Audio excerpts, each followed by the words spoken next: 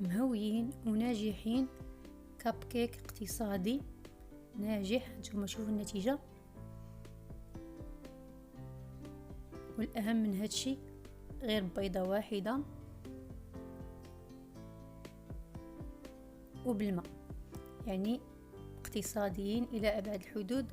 والكمية لا بأس بها. بالنسبة لي أنا راه درت كاب كيك كبار، تقدروا ديروا هذوك العاديين ديال الكويخطات، توصلوا بهم حتى 10 ديال لي كاب كيك. عطيوهم لوليداتكم يديو معاهم المدرسة، حسن من السقاطة. وعلى بركة الله غنحتاجوا واحد البول اللي غنديروا فيه واحد البيضة، قبيصة ديال الملح، غنخلطوا مزيان هذاك البيض مع الملح. ضروري ما عمركم تزيدوا السكر نيشان على البيض، ضروري هرسوا البيض عاد باش نزيدوا عليه السكر. نص كاس ديال السنيده،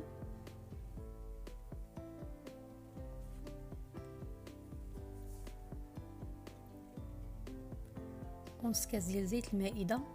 اختاروا النوعيه اللي ما كتكونش فيها الريحه.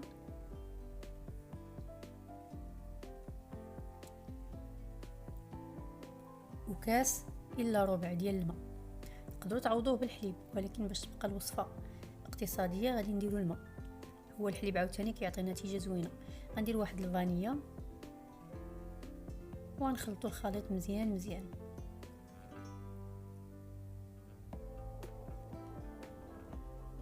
وهنا غادي نبدا نزيد في الدقيق. بالنسبه للدقيق، بمجرد انكم تعرفوا القاعده ديال الكيك صافي، ما تحتاجوش تبقاو تعبروا الدقيق نهائيا. الكيك ديما خصو يكون عنده واحد القوام ديالو في الاخير اللي كيخلينا نزيدوا الطحين ولا ما نزيدوش. هنا بالنسبه لهاد المقادير هادو راه درت فيهم 2 كيسان وعاد زدت الكاكاو. تما درت 2 خمارات ديال الحلوى. نتوما انا غادي نوريكم القوام اللي خصو يكون عندكم باش يعني تزيدوا الطحين ولا ما تزيدوش. ما تبقاوش تعبروا الطحين في اي كيكه من غير هادي، من غير هاد الكاب كيك هادو.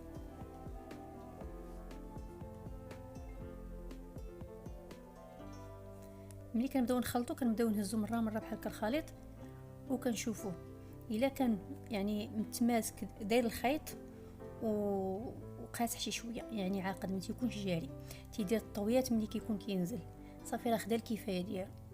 وبالنسبه لي كاب كيك خصهم يكونوا شي شويه قاسحين مقارنه مع الكيكه. يعني لي كاب كيك كنزيدوا واحد المعلقه على داك القياس اللي كنديروا في الكيكه. وهنا درت معلقه ديال الكاكاو. غادي تزيد تقصح ليا شويه الخليط وداكشي اللي بغيت انا. هنا درت شويه ديال الخل، جات واحد المعلقه صغيره ديال الخل. صافي كنحركوا مزيان الخليط وكندوزو باش نزيدوا الشوكولاط من الداخل. تقدروا ديروا لي بيبيت، غير هو الشوكولاط ما خصوش يكون كتير بزاف، لانه ملي تيكون كتير بزاف ما كيخليش هذاك الكاب كيك يطلع. يعني نديروا عاق شويه بحال ما هكا ونخليوه حتى المرحله الاخيره باش ما يذوبش لينا الشوكولاط لداخل.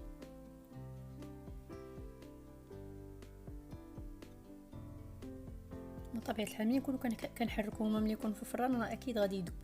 صافي نجيبوا واحد البوش اولا شي ساشيه وكنزلوا فيها داك الخليط. شوفوا القوام ديالو كيف داير، كيتطوى، يعني ماشي جاري. هنا راه شاد راسو. هانتوما هذا هو القوام ديال لي كاب كيك. وحتى الكيكه الا بغيتوها سيرتو ديال التفاح، ملي كنكونوا مستفين فوق منها التفاح اولا مستفين فوق منها شي البعويد مثلا ولا البنان، كلشي شنو كيبغي يدير، ضروري تقصوها بحال ما هكا باش ما تنزلش.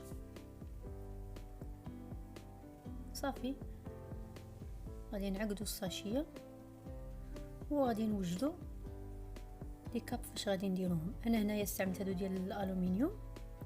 تقدروا ديروا الكويغطات. هاد الالومنيوم راهم كبار، راه كياخذوا تقريبا 2 من هادوك ديال الكويغطات. الا درتو ديال الكويغطات راه تعطيكم كميه كثيره. انا هنا كتعطيني هاد المقادير كيعطوني يا 7 يا 8.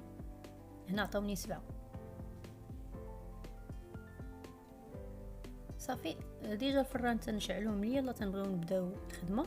نخليوه يسخن على 180 درجه حتى ل 200 كله فرانها، وكنديروا العافيه من التحت وعاد من بعد نشعلوه من الفوق. هانتوما شوفوا النتيجه ديالهم، رائعين وناجحين واقتصاديين. ما غاديش تبقاو تعكزوا عليهم كاع نهائيا. هادو بعدا كينفعوا الوليدات يدوهم معاهم الكوتي، ماشي بحال ديما الشرايه شي حاجه صايبناها في الدار ماشي هي اللي شريناهم بطبيعه الحال.